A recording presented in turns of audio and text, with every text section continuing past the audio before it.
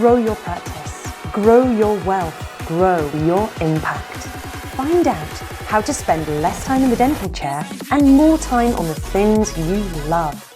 Welcome back to the Dental Wealth Podcast. Glad to have you back. Always glad to be in the studio with you. So today I think I want to title this like the problem with dental. Now that's an intriguing topic, right? That could go in any direction. And when I say that, you probably went in like 30 directions in your own mind. But I'm going to take it from a business aspect today. And if you write these down and you actually start looking at them, it's going to help you break through your own organizational ceiling. So it's one of the things that you can look at to do that. And it's really limitations and self-imposed limitations that are put on this industry. And one of the things that I tell people is I don't call myself a dental consultant. I know there's a lot of dental consultants. I think now there's like an association of dental consultants. And I just don't consider myself a dental consultant. And the reason why I don't consider myself as a dental consultant is because you could throw me in about any industry and I'd be fine, right? I could go buy any business and it as an MBA and someone who's done consulting for a lot of companies outside dental, I just happen to be in the dental vertical. I married a dentist, so I ended up in this industry. And one of the things that made me so successful in this industry is because I did not know the industry. And because I didn't know the industry, I just treated it like any other business. I mean, that's what I knew how to grow and scale businesses. So I never really thought about the limitations that were put on it. It wasn't until I started working with other dentists that I started realizing these limitations that were put on the industry and put on each doctor put on themselves. And they're completely self-imposed limitations. And I'll explain why they're self-imposed and why you put them on yourself, but they're self-imposed limitations. It's an industry that is removing, to be fair, some of these self-imposed limitations. Some of these self-imposed limitations are coming off, and some corporations and DSOs are forcing that to happen. But I want to kind of talk about what that looks like and what do I mean by the problem with dental and how that if you utilize these different areas and you look at them and you own your stuff and understand that, hey, this is reality, that you'll be better off. So let's talk about it first in terms of what's wrong. Well, what the first thing's wrong is the business model as a whole. So let me explain what this business model looked like. It wasn't a business model at all. It was an income model. Let me say that again. It was not a business model. It was an income model. So what happened was dentists would start their own dental practice. We know the path, right? You go to dental school, you're an associate for 2 or 3 years, you go buy a dental practice. Why? Because someone told you should. That's the step. And you've told yourself a story that that's what makes you successful. So then you go buy your own dental practice. And so you started creating income and you worked hard. 3-4 days a week, 5 days a week. And so you just kept grinding through. And then the financial advisors came along. And the financial advisor said, doctor, as long as you put X amount in savings per month, then you will be able to retire at a certain age. And you bought this model. That's what dentists did. So they said, I've got to produce a certain income. And then some portion of that income went to vacations, and some portion of that income went to country clubs, and some portion of that income went to cars. And then hopefully there was enough put into retirement accounts that you were able to hopefully, right, have enough retirement fixed income until, like I've talked about the brokenness of this model, but that business model wasn't a business model. It was always an income model. It was, how do you make enough income so that you can fund your retirement accounts and go on fancy trips and buy some nice cars and things? And that was what the whole thing was. And financial advisors, by the way, pushed this more than anybody. And the industry never really had business advice. And I would argue in most parts it still doesn't. Let me say that again. I would argue, that's why I'm like proud not to be a dental consultant. In a lot of ways, it still doesn't. Because even the dental consultants are not really truly analyzing and showing you a business model. They're still showing you an income model. And so they're trying to reduce headaches and stress, but they haven't changed fundamentally that you're an owner operator, which means in a sense you have to be there every day. If you go on vacation, this thing shuts down. It doesn't run without you. You're stressed out all the time. And the reason you can't wait to get rid of this thing is because all the headaches that it's produced over the years. And so this business model was always like it really never was a business model. Like, that's not what businesses do. It's not what businesses do. A business is designed to create scalability. Scalability so that the dentist, the person who owns it, can get out of producing so they can work on the business, not in the business. So, and I'm going to tell you flat out, financial advisors drove this business model. Financial advisors, not business people, not MBAs, and it's business people. And still that, most of the people giving dental consulting advice don't understand business. They understand one little aspect of a management process. And so they're not really teaching you still scalability. What is scalability in a business? And how do you get out of the dental chair so that you can work on the business, not in the business? And so that model has been proliferated by an entire financial industry that's made a lot of money on selling you a system that, according to the 88, 95% of you will retire with less income than you had when you were working. It never worked anyhow, which I've said a bazillion times on this podcast. So first is the business model. The business model is off.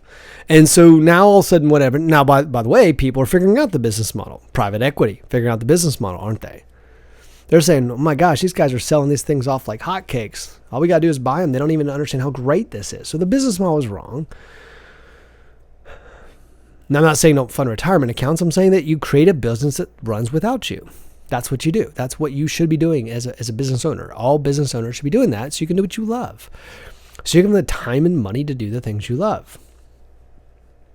Mindset. Second thing. First is business model. Second is mindset.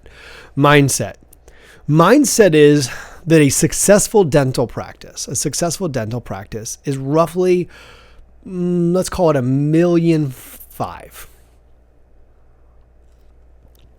million. So we'd say, excuse me. So $1.5 million is a successful dental practice. That's not a success. After 30, 35 years, you got to think about, you have a recurring revenue stream in a dental practice. So you have patients that come in every 6 months. So what happens is every 6 months, a person comes back in. That's really cool, right? It's almost like you guys figured out the revenue, a subscription-based model in a sense before it was ever created. So you got this recurring revenue where these people come in every 6 months and they just pay you. Now you got to think about that for a moment. If I could really take care of these people and I could increase the increase the number of new patients, and if I did that consistently over 35 years, you would have to fight, kick, and scream for this thing not to be a $5 million business. Like, you would have to forcefully make it not a $5 million business. Like, you would have to protest against it. So having a $1 million business after 35 years is not success. In a sense, it's so easy to move. I mean, all you got to do is look at a dental practice. The average dental practice, just to give you an example, what does he mean? The average dental practice in the United States grows at 2.5%. 2.5%. Inflation's 3%. 2.5% is not growth rate. And the reason why, now let me go back to the first problem again. The reason why it never grew like that is because instead of you all investing back in your dental practice, your accountants were telling you that marketing was an expense, and your financial advisor was telling you to put money in stock market. So instead of making 30% rate of return, you made 5-6% rate of return. And don't let them tell you made 8-7%. No, after fees and taxes, you did not make anywhere close to that. The fees ripped apart half of it anyhow. So what ends up happening is we look at this and go, okay, well, the business model's wrong, and the mindset and the way we create this thing is wrong. I mean, it's this thing. When I say mindset, I want you to hear me on this. Your mindset should be, hey, this thing should be, by the end of my career, this thing should be a $10 million practice. Easy.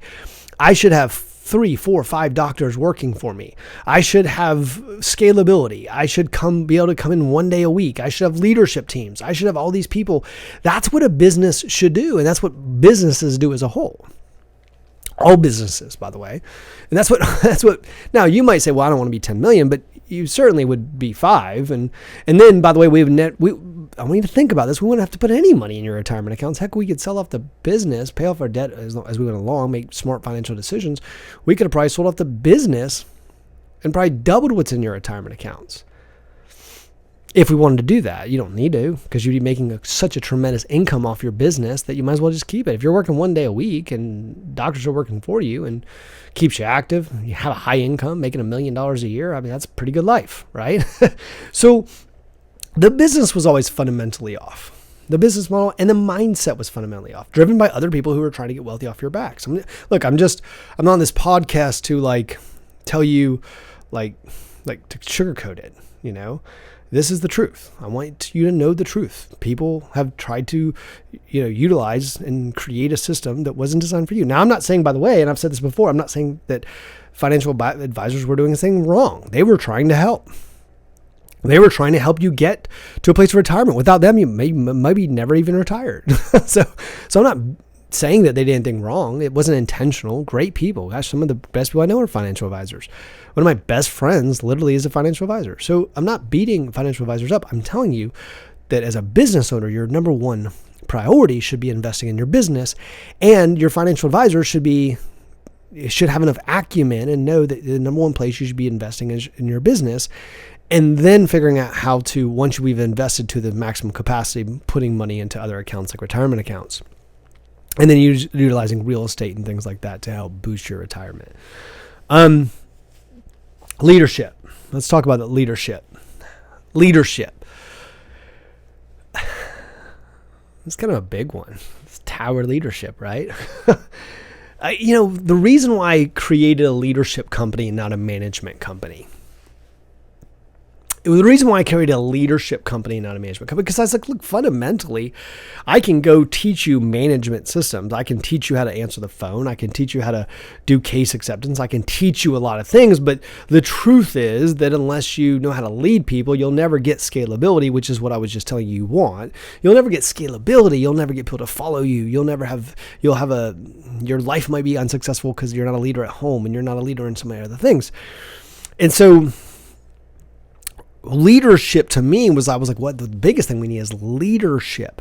Now, leadership in dental practices was more of a management style. It was like, I've got 4 people working for me. I'm going to call them staff, and I'm going to replace them if need be. And there's consulting firms that will tell you that, like I said, biggest thing I've ever heard that drives me insane is calling your team members human capital. But a lack of leadership, true leadership. I've been blessed to meet some amazing leaders in dentistry. Gosh, some of the best leaders. But it wasn't thought of as an industry where you had amazing leadership. If you think about great CEOs, we think of them as leaders. And yet in dentistry, we never thought of it that way.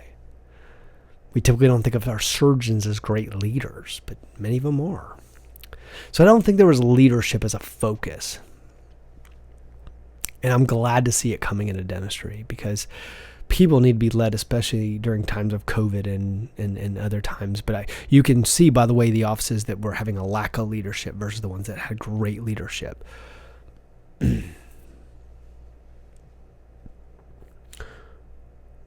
Not understanding marketing. Maybe my biggest pet peeve. Not understanding marketing. Look, one of the reasons why DSOs have become so successful is because they know how to market. And they market. I had a doctor I was talking to yesterday. Great doctor, my gosh. And she goes, Eric, I don't like marketing. I don't like, but gosh darn it works. She was like, I didn't want to do it, and I did it, and I'm making so much money now. We have more patients who know what to do with. And this, by the way, this is the same person that built a building because I told her we needed to build a new building to create scalability. And she was like, well, oh my God. And when it first started, called me up and she was very like, did I make a mistake? And I said, give it 30 days and let's get on the phone. And she was like, oh my gosh, greatest decision ever, right? Now they got multiple doctors and they have scalability. And their income's going up and they're serving more people in the community and they're serving more team members. And so marketing was always seen as this taboo thing for dental. Like you shouldn't market your business. And so people didn't market the business, and that's a mistake. They didn't market the business to market it to grow. And fundamentally, like, by the way, they say in business that a growing business, heck, I even saw this on Dental Town, put out a graphic one day that said that growing businesses should go from 10 to 20%. And that's industry norm. A growing business should be 10 to 20%. And then to maintain, you should at least be doing 10%. But the average dentist does less than 1%. And that's why they sit at $1.5 million after 30 years. Gosh, if they just marketed. So the problem with the industry is that people weren't even marketing even when they were amazing. So, let me kind of recap where I'm at right now. If your business model's off, and so you have the wrong business model, the wrong mindset as far as what you can accomplish, a lack of leadership, and we don't market, then, well, that's where it's been off. That's where the missing like bolt is in this, is like we're missing these key ingredients. And I actually saved the one for last that I kind of want to hit on, even though all these are pretty much, these are all huge, is operations capacity. One of the greatest questions I get asked is, Eric, what's the difference between an office manager and a director of operations and a COO? Which I'm not going to get into all that right now. But I do want you to know this. An office manager typically makes things like they file claims and they deal with patient issues and they deal with all this stuff, right? By the way, some of the most talented, I should say ladies, because most of them are, people, so not take any credit away from them, but that's not an operations person. An operations person is making sure things get done. One of the reasons why people sell off dental practices is because they get stressed out of all the stuff that they have to deal with. I always say you should have 12 people solving one problem, not one person solving 12. And the reason why dental practices get sold prematurely is because of a lack of operations. And so when we look at these things, like, you might want to go through and just like give yourself a 1 to 10. Pretty easy enough, right? Scale yourself from 1 to 10. When I think about this business model and I think about it, have I been sold this thing by organizations out of Texas and those types of things that have told me to sell off my practice in a third and put all my money into investment accounts? Or is someone really teaching me my business model? Are they really teaching me the true business model? Do I have the right mindset as far as growth and where I should be? Have I bought a story that's not true and I'm talking to all my doctor friends who have bought the same story? Or should I be watching the doctors that are doing 10, 15, 20? Remember, there was $1 billion dental office created, right? Do I need a better story? 1 to 10. Like, where am I at? Creating a true business model with scalability. From a leadership standpoint, not just myself, but my team. Do I have a leadership team meeting? Do I have leadership team meetings, and do we meet once a week, and do we do pulsing and talk about what's happening in the business? From a scale of 1 to 10, do I have a marketing director? Are we doing marketing? Do I have it outsourced? Or am I scared to send anything out? Do I spend 1% because my accountant convinced me it was an expense and not an investment? And on a scale of 1 to 10, what is my operational capacity? Like, am I handling all the problems? And if you do this exercise today,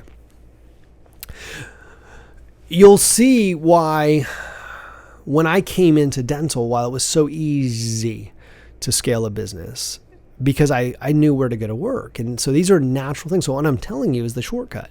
I'm telling you these are the things that basically that dental offices and dental practices as a whole don't do. They don't focus on these key issues. These are the missing links, so to speak. Now there's a lot that goes behind each one of these topics, of course, and there's a lot obviously behind business acumen and understanding, all these different areas. But I want you to rank yourself, and then I want you to focus on which one of these do I need to go on first? Which one of these areas do I really need to start tackling so that I can get my business moving in the direction that I need it to? If truly, I was looking at the intro to Dental Wealth recently, and I was thinking about maybe I change some graphics and some things, and it says right there in the intro, it says, to spend less time in the dental chair and more time doing the things you love. Guys, I'm passionate about that. I mean it. I love dentistry. I love this profession. I love this industry. I think this is an amazing way to change lives and impact people and do really cool things. But I want to see you utilize your asset to its fullest. I truly do. Unfortunately, there's been people giving you biased information. And by the way, not because they're bad people, but because they're just not, they don't have the acumen themselves to coach you. And I would focus on these areas, because by focusing on these areas, you'll find that you'll be able to put a game plan around what needs to happen. And if you need help, certainly reach out. But maybe someone who can help you. Maybe I can help you, or a team can help you, or somebody can help you. But look, these are the areas you need to focus on. These are the areas that I would tell you flat out that the best of the best know these things, and they go to work on these things. And it's something, by the way, these are the fundamentals to running a great business, and things you have to check all the time. So as you check those, you'll find out as you grow in those areas, your revenues will grow, your profitability will grow, your stress will be reduced, and you'll have the ability to spend less time in the chair and more time doing the things you love. Hope you've enjoyed. See you next time.